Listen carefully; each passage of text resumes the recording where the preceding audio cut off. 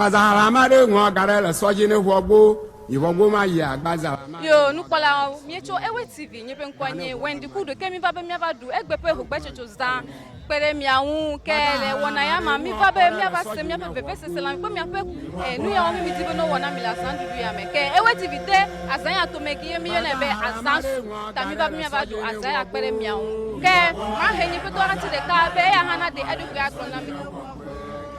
Davidson, Akbaji, Yamacho, Ewe TV.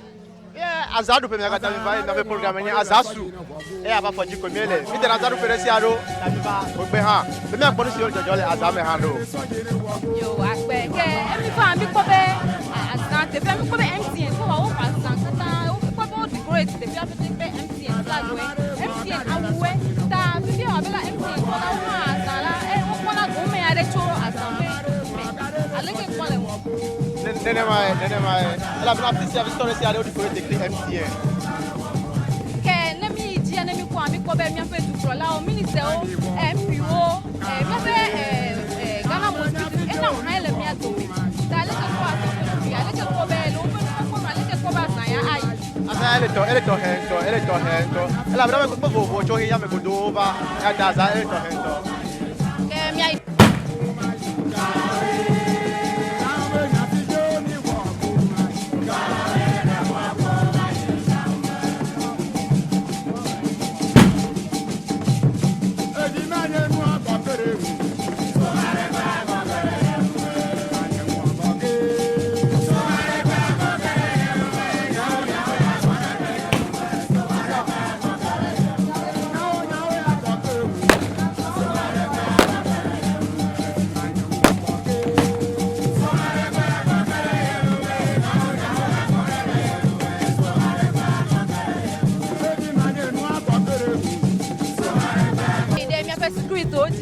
o pe do wa be le ko le o pe security do wa be u ke de mana lo hunya de kama no mi adomo ke mi ahia pe to e fo ya ba mi adomo be wa be ade o pe security do agrona mi le ko le do wa de asan e ata mi ba ne mi adu aza ke mi ake mi pe security me ka atare ka ji be wa gro na mi le ko le o pe do wa e me ku we e wa jo kata ji mi ya za ji mi la yo mi le hu e ko ji mi le ko e ko mi le na sha ji fine me le do wa ma hunya de ke ma le ma ba mu ta mi ba do na sha mu le oki ya kwenye ya lo mi suba we ya mi ame blato ta mi le joint de sia te pere sia de hunya de ke ma gere mi ado mi la fia se sien na mi le mo ya mo ga o le ngo to ma fuma to la sa ko to la fuma ta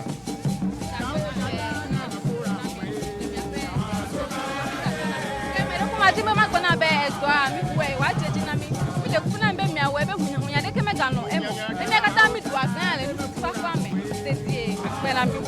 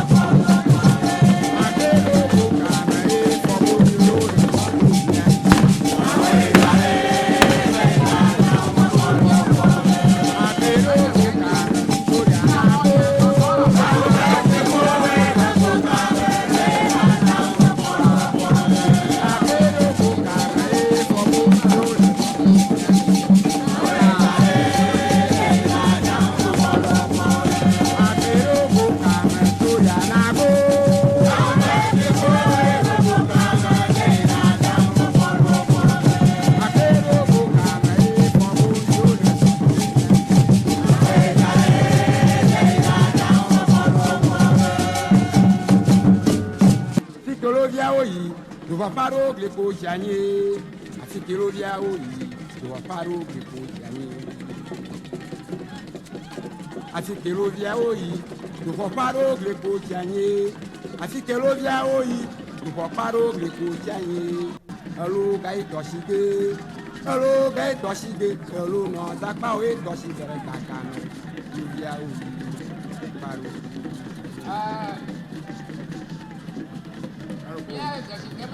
Asi kilo dia oye, duko paro griko chanye. Asi kilo dia oye, duko paro griko chanye. Asi kilo dia oye, duko paro griko chanye. Asi kilo dia oye, duko paro griko chanye.